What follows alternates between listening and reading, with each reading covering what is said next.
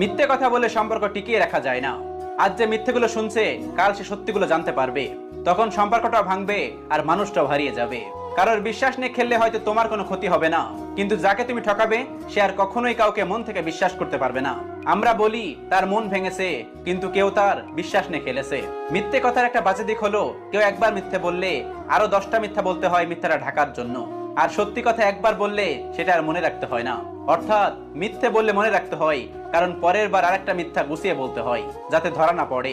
কিন্তু মজার বিষয় হচ্ছে, দিনের পর যেমন রাত হয়, ঠিক তেমনি যে আজ মিথ্যেগুলো শুনছে, একদিন তার সামনে সব সত্যিটা চলে আসে। তোমার ছোট্ট একটা মিথ্যা কথা অপর দিকে থাকা মানুষটার অনেক বছরের বিশ্বাসও শেষ করে দেওয়ার ক্ষমতা রাখে।